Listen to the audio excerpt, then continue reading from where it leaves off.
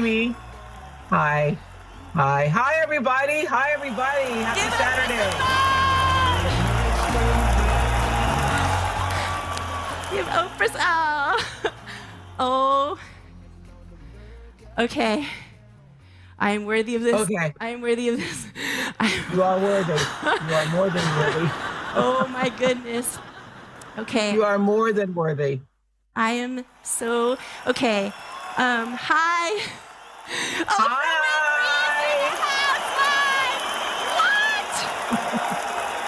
Oprah Winfrey. Okay. God can dream a bigger dream for us than we can for ourselves. That is all I have to say. And all the time. Thank you. All the time. All the time. Thank you so much for being here. I knew this was possibly going to happen, and I was waiting to just make sure it was real. And I think I'm just trying to process this right now live in real time with you and with 259,000 people all together. You guys, one more time, can we just give Oprah some love right now for showing up for you, for me, for all of us?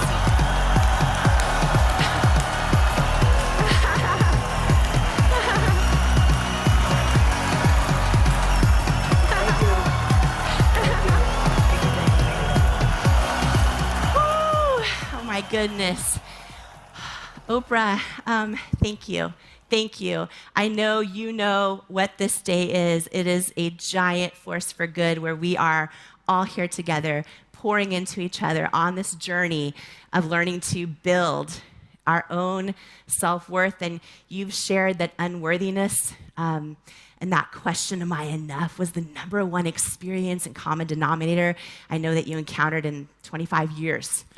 Paying attention to human behavior, listening to people's stories on the Oprah Show. Can you share with us about this? Because I don't even know the number of people who have sat in your chair, and for unworthiness to be the number one thing, right?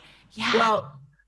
Well, hi, everybody. So happy to be able to join you. I wish I could be there, but tonight are the SAG Awards in Los Angeles. So I'm sitting in my hotel room, and I really wanted to share this moment with Jamie because from the very first moment, as you know, Jamie, that I heard that you were writing your second book, when you told me the title, I went, oh my gosh, that is going to hit the major nerve that everyone has for their own not feeling enough. And I know this because having done 4,561 shows, interviewing over 35,000 people one-on-one, that the common denominator in all of those experiences of people sharing their pain, their triumphs, their joys, their trying to make life better for themselves was, am I enough? And this sense of not feeling that what you have been given as your birthright is yours to claim as your birthright. And it is the underlying problem that I discovered in almost every kind of dysfunction. And I just feel so blessed that I was able to leave rural Mississippi at a time before that sense of not feeling enough was ingrained in me. But one of the things I know for sure, having done all the interviews, there was a common thing that always happened after every interview. No matter who I was interviewing. I remember the first time I interviewed Beyonce and she taught me how to twerk. When she taught me how to twerk, at the end of it, she handed me the microphone and she said, was that okay? Is that okay? When I finished Barack Obama's first interview, he said, is that good? Is that good? Is that good? Is it good? Good for you? And it doesn't matter. It didn't matter, no matter who I was interviewing. A woman who had overcome cancer, someone who'd left her husband after 30 years of being and suffering from abuse. At the end of every interview, people were saying in one form or another, is that okay? Am I okay? Did you hear me? And what I realized is that what people were really trying to say is, did you hear me? Do you see me, which you were just talking about? Do you see me? And did what I say matter to you? And let me assure you, everybody who is with us today, that is the root of every single confrontation or issue you have with anybody. Everybody is just looking to know, do you see me? Do you hear me? And does what I say matter? Think about every argument you had with your children, with your spouse, with your bosses, in all of your relationships. It's all about being valued enough to feel like you are enough. So I think it's the common denominator in our human experience. I remember one of the great teachings from Maya to me was, baby, you alone are enough. It's yours to claim. So I'm so excited for this book being able to enter the world in a language that people will not only understand, but find accessible to them.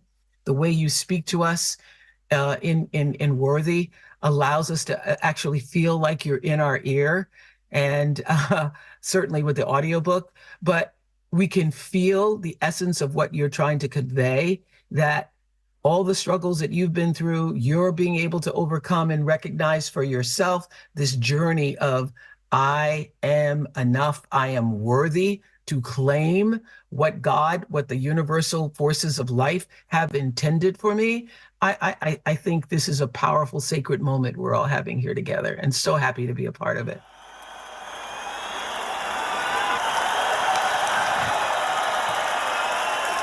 I love so much what you just shared, and I'm even thinking of just what's so beautiful about every single guest, right? I know you've mentioned George Bush, Barack, Beyonce, everyone, like, you know, everyone wants to know, did you see me? Did you hear me? Did what I say matter?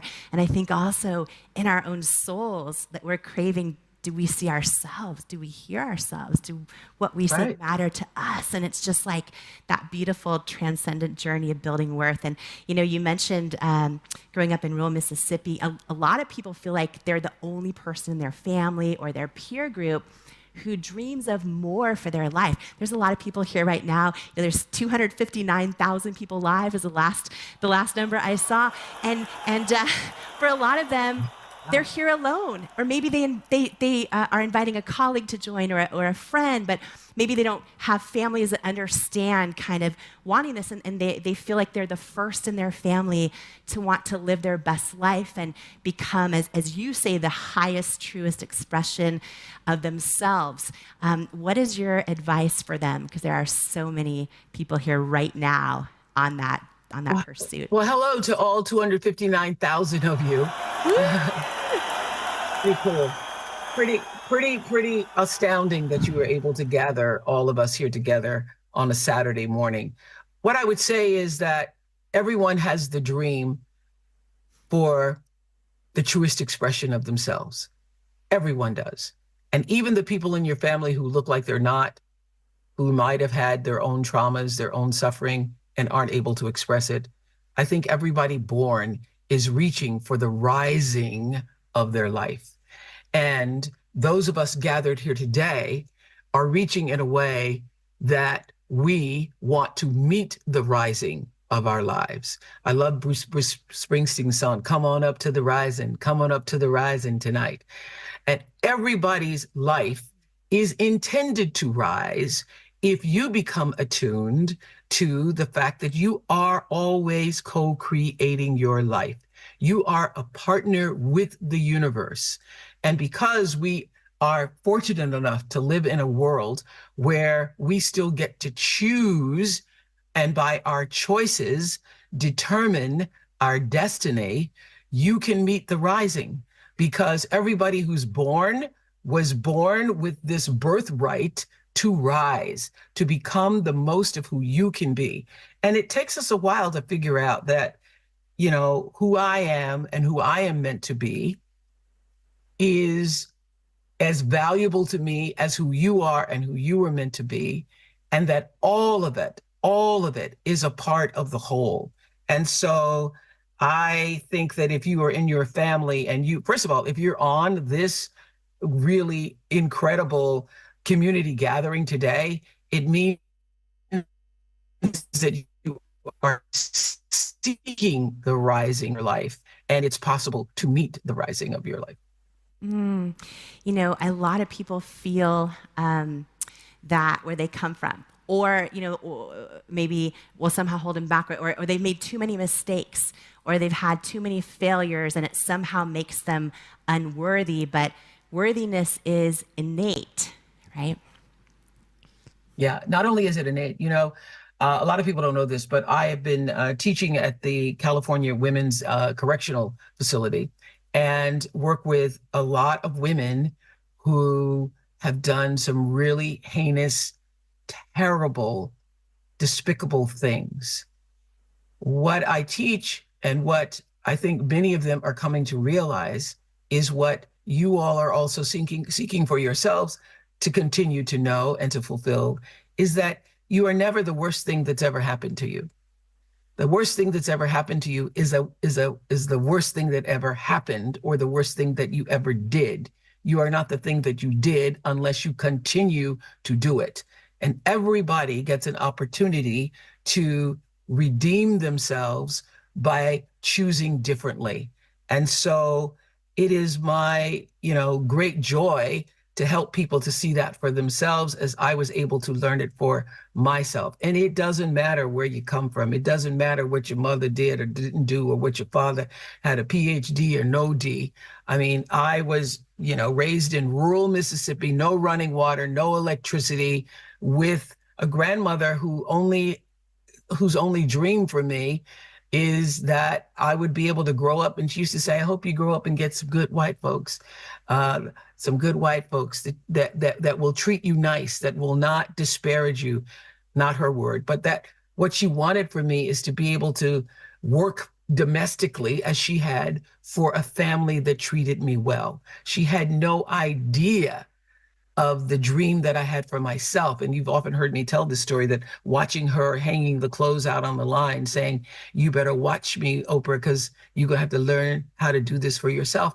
I could feel inside myself, like so many of you feel inside yourself. I could feel that my life was going to be different, that I was not going to have that life that my grandmother did. I had sense enough at 4 years old when I first heard her say that, not to say it out loud.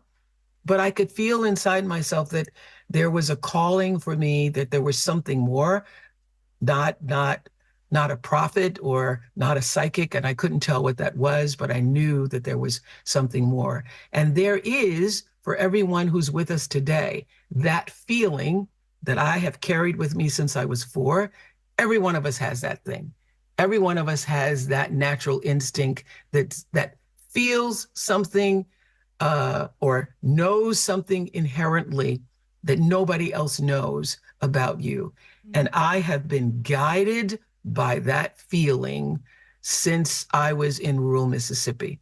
And I will tell you, Jamie, and everyone who's listening today, that every true and great thing that has happened to me when I was listening to that feeling, that instinct, that knowing that every one of us has. Every decision that I have made when I consulted with the inner voice, the voice that I call the still small voice of God, doesn't matter what you call it, operates the same no matter what name you give it. But the truth is, when I've listened to that, I have been guided to meet the rising of my own life, guided to the best, most natural, evolved space for me to make in every decision. And when I don't listen to it, when I have overridden it, when I have said, I know I feel that, but this is what makes logical sense, that's when I've made the mistakes. That is when I've made the mistakes. But every one of us has that inner voice, that inner guidance. Every single one of us does. I see so many and people. The real worthiness is learning not only to pay attention to it, but to know that your voice, that inner voice that is speaking to you, that's the real answer. And when you find yourself in a position where you're asking everybody else, what do you think? What do you think? What do you think I should do? Do you think, even if it's buying a pair of shoes, when you know you love those shoes, you don't have to ask the store clerk, what do you think of these shoes? Or what do you think of this dress? Or what do you think? Or what do you think? What do you think? When you know, you know. And anytime you're asking other people, it means that you haven't actually consulted with yourself. Because yourself, your opinion, is the one, is the most valuable. You can take other people's advice, but the inner knowing, only you have that. So good. And taking it to that next level of worthiness, right? Yeah, I see so many Yes, people yeah. nodding, a lot of people crying. It's all about learning to hear it, because that's the thing. So many of us have been raised to kind of like, especially girls and women, to make decisions on consensus, right? They show studies where when someone walks in and says, "What would you like to eat?" Like little boys will just say the answer, and girls will look around and come up with a consensus answer. And before you know it, we're adults and we don't even hear our own intuition anymore. And so, yeah, learning how to hear it and then trust it, and then trust it. That's so big. In Worthy, I talk about how, like, because a lot of people say, well, I trusted my gut and it was wrong. And I believe when you really trust your gut, it either leads you to the next right, answer, or the next right lesson that you're supposed to learn. Your gut's not wrong. Your gut's not wrong. Your head is often wrong. I remember one of the biggest decisions of my life was when I was just about to turn 30, and I'd been offered an opportunity to move to Chicago. And every single person in my life, with the exception of Gail, my bestie, and Maria Shriver, another bestie, Maria and I were working at the same station, and Gail and I were working at the same station in Baltimore.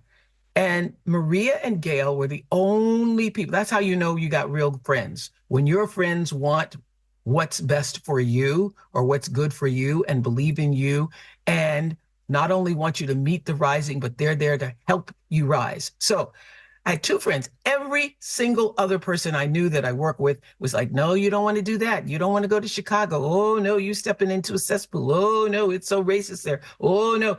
Listen, you're going to be a little fish in a big pond. You're going to drown there. You're going to, every single kind of naysaying going on. But I felt inside myself, it's time to move.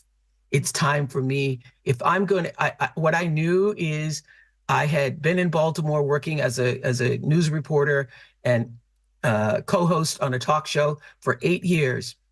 And I never even really learned the streets, because from the time I came there, I was like, I'm not going to be here long. And then 6 years later, I was like, I should probably learn the streets because I'm still here. But the truth is, I always felt inside myself that something more was going to come for me. That, everybody else was saving their tapes and doing their resumes. I just figured when the moment comes, when the time comes, I will know when that is. And so when I got the call to come to Chicago, because I was on somebody else's audition tape, one of my associate producers had moved to Chicago, and someone saw me on her tape in the background and said, "Who is that?" And I made the move to Chicago because I felt inside myself that it was the right thing to do, even though logically it did not make sense to anybody else but to me and my friends. So I got still. And so may I say this? The voices of other people will drown out the voice of God, the voice of your divine inner knowing, the voice of your source of all being, if you let it. So you have to get still, calm enough, still enough to actually hear and feel it for yourself. And when you do that, you cannot make a wrong move. I will tell you, all the wrong moves come from listening to this, from trying to logically make it okay for yourself. But when you get still and know, the Bible says, be still and know that I am God. When you get still enough to know the difference between your head and what your real heart and your soul is speaking, you cannot make a mistake. So good. Speaking of mistakes, I shared the story of how when you and I met for lunch for the first time, I did not call you for 4 years. And even though you had been my lifelong hero growing up, and I had eventually realized it was because I didn't feel I was worthy of being your friend. And that was my head telling me that, because my soul knows I'm an amazing friend. Like, I know, right? But my head, can't listen to it. Have you, Oprah, has there ever been a person in your life you didn't feel worthy enough to call? I've never asked you that. I can't, no, you've never asked me that. I have to say, In the beginning, perhaps maybe when I first started doing interviews, I was as a local talk show host in Baltimore. I remember the first time I was sent to California, and it was during the year that Mork and Mindy. It was the first time I interviewed Robin Williams. And so if you're not, I learned in later years that if you're going to interview Robin Williams, you just got to kind of leave your brain behind. You got to release yourself and let whatever happens, happens. But I wasn't prepared for that. And I remember walking into an interview when Priscilla Presley was going to be hosting some show. And just before I went to do the interview, um, the publicist or somebody on our team said, "You can ask her anything, but you cannot mention Elvis." Okay, it's Priscilla Presley, and that is exactly what I intended to do, was to talk about Elvis. And so I remember being intimidated and a little thrown. But other than that, I don't recall ever being in a position where I felt like unworthy. I didn't feel unworthy. I do, writers are my rock stars. And so I feel about writers the way other people feel about rock stars. And so when I had finished reading the book Beloved and wanted to call Toni Morrison, that's the only time I ever felt like, I don't know, how is she going to react to me? And she she didn't react well, may I say. When I asked her, I said, "Ms. Morrison, I just finished reading your book and I'm so overwhelmed. And I have to just ask you, do people tell you sometimes that they have to go over the words because sometimes it's like you don't get it the first time?" And she said, "That, my dear, is called reading." And I thought, yeah, you're right about that. So I will say this, Jamie, you know this, that I grew up in rural Mississippi, living with my grandmother, and went to church all the time. Those of you who Black folks on here, you know what I'm talking about. I mean, church all the time. So Wednesday night, choir service, choir practice, Friday night, prayer meeting, Sunday, you're in church all day long. You stop, the preacher comes to your house for dinner, you go back for 3 o'clock service and stay for the six o'clock service. So because I didn't grow up with a father and didn't know who my father was for the first 7, 8 years of my life, I believed I was a really open and gullible kind of child. So I would sit in the second pew every single Sunday and I would just absorb everything that the preacher was saying. And so I believed I was God's child, to the point that when I started kindergarten, people would ask me, "Who's my daddy?" And I would say, "Jesus." So when you believe, when you really do believe, that was not just indoctrinated, it was a belief system that I had, that I can do greater things through God, Christ, than I can do myself, that I belong to the force of God that is greater than myself. When you actually do believe that, you believe that all things are possible. So I have been surprised by many things that have occurred in my life, but through everything that has occurred in my life, I have not known just who I am, but also whose I am. And because of that, I feel a kind of worthiness and a kind of belonging to the planet for this mission that I have on Earth in a way that I don't question. Because when I look at the journey that I've taken from rural Mississippi, and when I tell you no running water, no electricity, and having to go to the well and bring the water in, and the slop jar underneath the bed, and in the middle of the night, if you had to go to bed. I mean, when I speak to young kids in school, they ask me, did I know Abraham Lincoln? And I say, no, but we kind of grew up the same, you know? From that journey to now being your next door neighbor, literally across the fence, we could share sugar across the fence. The journey to that is a miracle, unless you can live in the space of God's dream for you. So, I believe that God can dream a bigger dream for you than you can for yourself, that you surrender whatever it is your heart's desire is. My favorite Bible verse is Psalms 37:4. Delight thyself. First of all, my favorite word, delight. Delight thyself in the Lord, and he will give you the desires of your heart.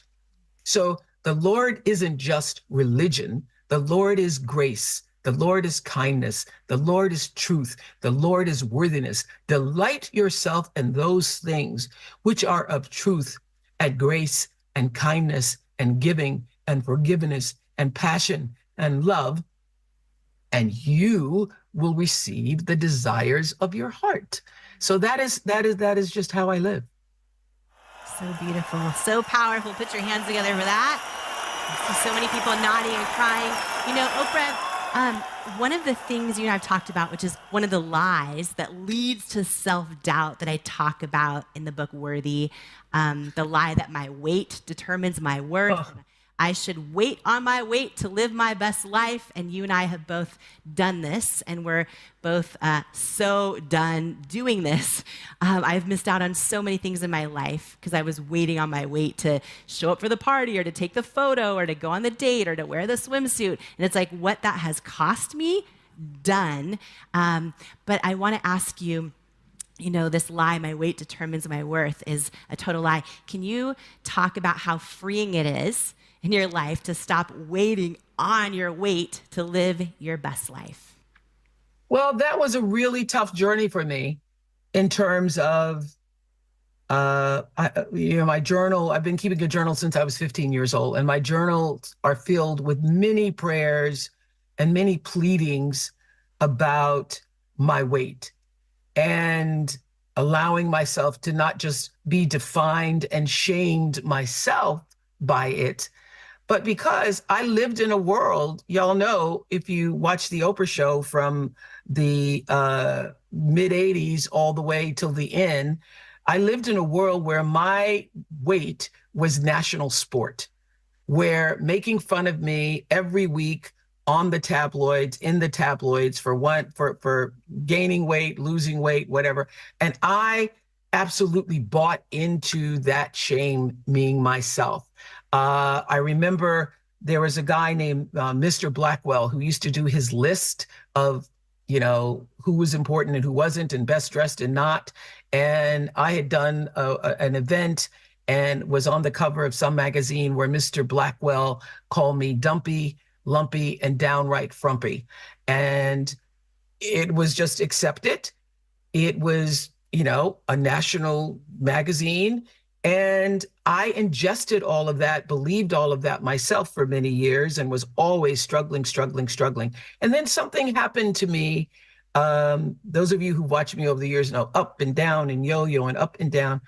And then in 2021, I had knee surgery that I'd been postponing for a long time. And I remember lying in bed, not able to lift my leg, literally off of the bed, and saying to God that if you allow me to walk again, I will do everything in my power to make sure that I honor my health, that I use my body, that I use my mind, that I use what you have given me to continue rising to greater and better health. And so I think I'm at a time in my life right now, certainly, if you don't get it by this age, you're never going to get it, that I'm no longer waiting on a weight or a size to live my fullest or to define who I am. And I'm hoping that happens for everybody at some point. But I mean, I would have to say in my lifetime, that was my greatest struggle to overcome, that perception for myself. Yeah, it's a big one. It's so, I think 91, like right now, as you and I are talking live, 91% of girls and women don't love their bodies. Like, When we believe our weight determines our worth, it is a lie, and the time to unlearn that lie has come. So thank you for sharing that, because so many of us relate to that, and a lot of people hide it, and they just kind of literally hide. So, I'm so honored that you read Worthy, and I want to ask you, if you were me launching, this book into the world, what would you want me to know? And also, what is your prayer for Worthy and for each and every person, all 259,000 watching today? What would I want you to know? I think you already know it. I mean, who does this? Who gathers 259,000 people on a Saturday morning? I think you got that down.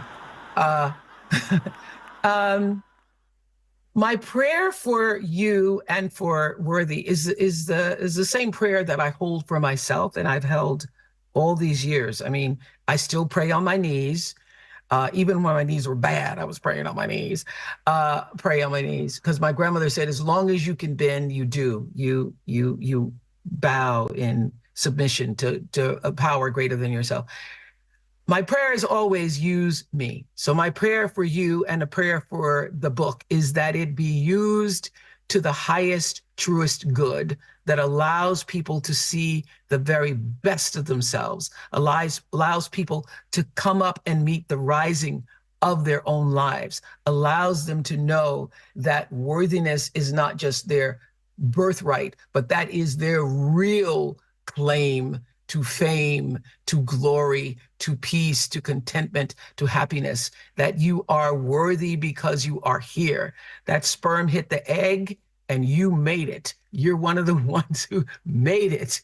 And so you are here to be used, not just for your own personality, but to serve the energy of your soul. My favorite definition comes from Gary Zukav in Seat of the Soul. When the personality comes to serve the energy of the soul, that is authentic empowerment. When you are allowing your soul to merge in alignment with that, your personality, to serve the energy of why you came to be here on the planet Earth, you are your most powerful, you are your most worthy, and you are here to do the most good, not just for yourself, but for everybody else. So beautiful. There's literally so many people putting their hand on their heart as you're talking right now and like crying right now. I have one more thing I want to share, but before that, I want to just say that for anyone who has not gone to oprahdaily.com, I just want to call this out, because I believe, I talk in the book Worthy about circle and cage, and I talk about, how are the people around us more like a circle where they're uplifting us and supporting us, or is it more like a cage where we feel like we have to dim our light? And I think the people around us can be, communities. It can be people that maybe we've never met. I think you were and are a person around a lot of people who have not even yet met you, who's pouring into them, but so is oprahdaily.com. So I just want to call that out. And I know you didn't ask me to do that. I'm just doing it because I'm obsessed with it. oprahdaily.com. There's so much great content. Just want to encourage everyone to check that out. And, Oprah, I just want to say that this day is so powerful because 259,000 people, and that number's probably gone up because everyone's inviting people live right now. I can see in the chat that's going, people are inviting their auntie and their neighbor and their cousin and their friend, and everyone's just hopping on to becomingunstoppable.com and joining us live. And but it's just this collective force for good, and I feel like I want to just thank you so much because you are here to pour into each and every. You just poured into each and every person live on their Saturday morning, which is so beautiful. And we're all here to raise our self-worth because our self-worth is our ceiling. Like our literal self-worth. Oprah, I think we have a surprise. I have a surprise. Robin Roberts. Robin Roberts.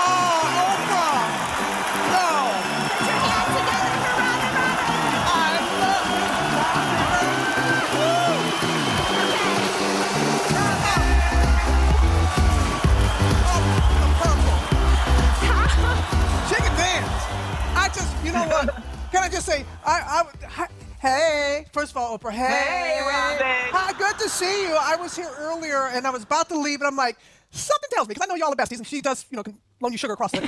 So I figured I'm going to stay around here. But I got to tell you, Oprah, I have in my apartment, I have a picture of the two of us. It was the first time that I interviewed you. It was your Live Your Best Life tour in Philadelphia. I was just a little newbie. Wow. Yes, I was a little newbie. We both look good, though. We got the acre hair. Both of us have the acre hair going on. But I was a newbie at Good Morning America. What's been someone that is always, I'm just one of countless. And I told her this too. I can remember when you were on the Johnny Carson show.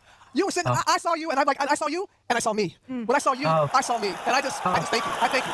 Thank you, Robin Robert. Yeah. I just want to say we are live with 259,000 people, and all of us together are seeing each other, and they're seeing Oprah and Robin, and Oprah seeing Robin, Oprah seeing me, and Robin seeing me, and me seeing the floor, but that's the floor. We see everybody. I'm here to hold you up. Because you guys are showing up to pour into each and every person here live. I'm so grateful. Like, we are really here building truths with two of the most iconic women in history. What is even happening, right? And we're all in this together. We're raising our self-worth. Our self-worth is our ceiling. We're all pouring this together. Another surprise.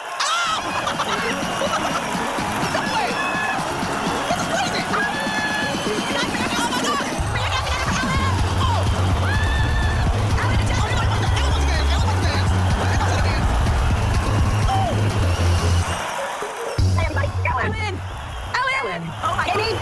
Ellen DeGeneres is in the house. Thank you. Hi, Jamie. Hello. Robin, Oprah, everybody, hi. Hi. Hi. Ellen, I just want to say first, thank you so much. Thank you for joining us live. I want to say too, your words about Worthy, about the book. I'm so grateful. And you're here live, so I'm curious for you, what resonated most about Worthy, about the book, about the lessons in it? Well, first of all, I mean, as you both, everybody's been talking about, the women struggle with it. I mean, more than anyone. I think, human beings struggle with it, but women more than anything. And, growing up, knowing that I was gay, was an added stress on me, feeling like I was worthy. And, I believe when I was listening to Oprah speak just now about the knowing inside, when you listen to what's right and what you should be doing instead of what everyone makes you think you should be doing, it's the right path. In this book, there's, I think, chapter 6, you talk about when things happen to us, they happen for us. And it's so funny because I'm doing a new special right now. I'm writing a new stand-up special, and a lot of it is funny, but a lot of it is about self-worth and growing and learning that things that happen to us happen for us, and we just have to trust that. And that's what this book is. This book is, I keep looking this way because it's there. I thought maybe everybody would know that it was there.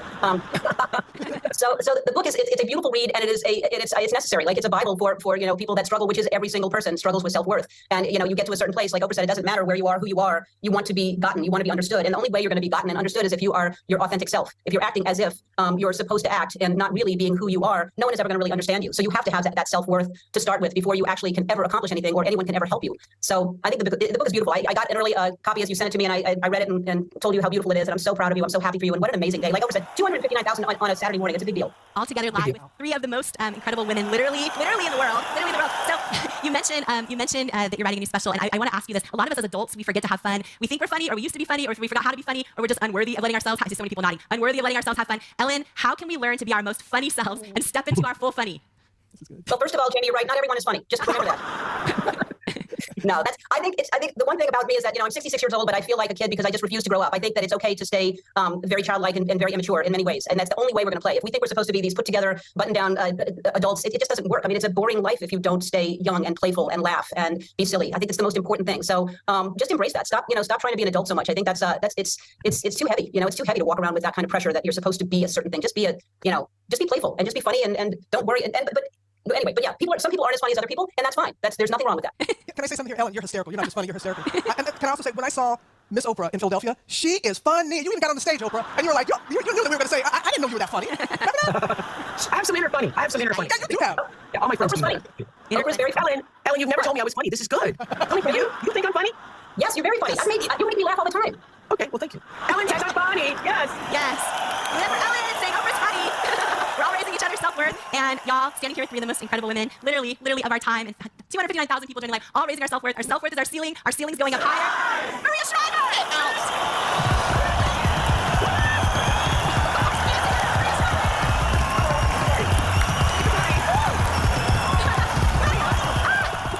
Maria. Welcome. Hi, everybody. Wow. Well, you got us all here. I mean, let's bring out the tequila. Tequila. She's funny. So funny. Maria, thank you so much. Oh my goodness. Maria Shriver, Ellen DeGeneres, Oprah Winfrey, Robin Roberts. What is happening? They're all here to pour into you. All here to pour into you. I just want to say that it's so great to be here with so many people. I've been watching everybody's faces on here with people I admire. Robin, who's given so much of her life to others, works tirelessly for Special Olympics. I've seen her all over the world. Admire her tremendously. Oprah, I think one of my longest friends on the planet. Talk about funny. Talk about kind. Talk about loving. Talk about generous. They're in a their own. And Ellen, it's really funny. I've partied with Ellen, and I just enjoy her, and I admire her courage and what she has done with her life and how she uplifts other people. How she's spent a career doing that and giving permission to other people to be who they are. So to be in the company of these women and with you who invited us all here, I mean, Saturday morning, fun. Saturday morning, fun. Saturday, maybe we should all do shots every single day.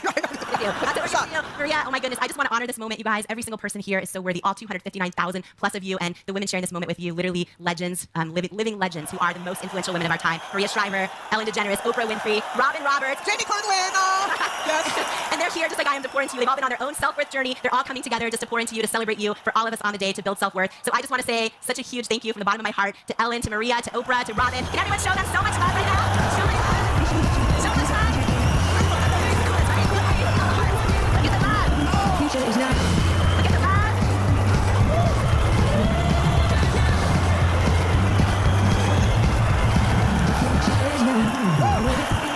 All right, as we say goodbye to everyone, I just want to do a big announcement that is so exciting. We are, it's kind of a we, but I'm launching my first ever show called The Jamie Kern Lima Show. Robin, Oprah, our guests, I'm going to get Maria and Ellen on somehow, and I want to show you a sneak peek, and then we're coming back with giveaways and so much more. So take a sneak peek at this, and you can subscribe now to the show, anywhere you get your podcast or YouTube, and here we go. Oh my gosh, you know that journey to believe you're actually worthy of something? Oprah, how have you defied the odds? Her show is unlike any I've ever done. A revelation. When you listen, it feels like a hug, but your brain and your spirit and your heart is like, wow. Imagine overcoming self-doubt, learning to believe in yourself and trust yourself and know you are enough. Welcome to the Jamie Kern Lima Show. Imagine stepping into all of who you are and into the person you were born to be, unstoppable. Hi, I'm Jamie Kern Lima, and I went from struggling waitress facing nonstop rejection to building $1 billion company from my living room. And it's not because I'm smarter than anyone else. I didn't have the right connections. But I figured out how to believe in myself and how to believe my dreams are possible and believe that I'm worthy of them. And what I know for sure is that you are too. Fresh. We'll make you cry. We'll make you laugh. We'll make you think. We'll make you feel. The greatest life lesson I have ever received. You're not going to forget how you feel after each and every episode. Jamie Kern Lima is an angel walking on earth. You hear me? You're going to be given those things that you can apply right now to your life. If you need me, call me, no matter where you are. The Jamie Kern Lima Show, we are brighter by the day. So, the moment with the... I have never talked about this before, but I'm going to talk about it with you. But your brain and your spirit and your heart is like, wow, oh my gosh, it's one revelation after another. But when the most important person in your life sees you and hears you, that is the greatest gift. That is the greatest gift. Sharing things that they would not discuss with anyone else. I surrender. I surrender. We have more tissues right down there. Yeah, loved. Thank you, Jamie. So it's special. This show is for you if you're ready to ignite that light inside of you and learn to shine it brightly. See, I believe where you come from or even where you're at right now doesn't have to determine where you're going. I know and believe you can go from underestimated to unstoppable. You can go from doubting yourself to trusting yourself, to believing in yourself and to loving yourself, even if it's for the first time ever or for the first time in a long time. It's your time. Today is your day, and this is your show. Welcome to the Jamie Kern Lima Show. So come as you are. Stay as long as you'd like. Heal where you need. Blossom what you choose because you belong here. You, exactly as you are a miracle in motion, a mighty force for good. You are a masterpiece. I see you. I believe in you. I love you. You are worthy. And right now, I have one question for you. What would you do if you fully believed in you? Welcome to the Jamie Kern Lima Show. Okay, thank you guys so much. We're excited. What a day, what a day. So we have some some giveaways coming up. We have some giveaways coming up. If you're just joining us, you just missed a whole bunch of stuff that happened. I'm trying to process it in real time. But there's so much more coming. We are just getting started, which I'm so excited about. So if you're just joining us, I want to show you a quick video. And we have giveaways coming up and back here live with a guest in just a minute. So take a look at this video. I am so excited for this book. You know why? Because it's going to save so many people. Worthy, your new beautiful book, Worthy. Get this book. This book, I'm telling you, it's a book that can change anybody's life who picks it up. Anybody who's ever felt that they were not good enough, didn't measure up, something's missing in your life. I have to tell you. It's powerful. It's happening. It's worthy. Imagine, what would you do if you fully believed in you? I went from struggling waitress facing nonstop rejection to founder of It Cosmetics, a billion-dollar company, by learning how to overcome self-doubt and believe I'm worthy of my hopes and dreams. And I'm sharing how you can too in my new book, Worthy, How to Believe You Are Enough and Transform Your Life. If you're ready to truly trust yourself and break through that barrier of self-doubt and know that where you come from, or even where you are right now, doesn't determine where you're going, then Worthy is for you. It's time to go from doubting you're enough to knowing you're enough. It's time to step into all of who you are and into the person you were born to be. And it's time to believe that you are worthy of it. Because in life, we don't become what we want. We become what we believe we're worthy of. Join the Worthy movement today by grabbing your copy of Worthy anywhere books are sold, and head to worthybook.com now for free gifts, including my 5-part course on becoming unstoppable and my 95-page Worthy Workbook action plan that teaches you how to implement the tools from the book into your real life right now. Worthy is groundbreaking. Yo, my God! Worthy, you are worthy. This book is going to change lives. This book literally will teach you how to actually feel worthy so that you can have the strength, you can have the confidence. The lessons in this book and the strategies will change your life. You'll never be the same again after you read this book. Jamie's book, Worthy, is a must-read. It is going to inspire you, empower you, give you the hope that you need and the kick in the rear end that you deserve. Jamie's book, Worthy, is incredible. The gifts are going away, but they're all free right now on worthybook.com.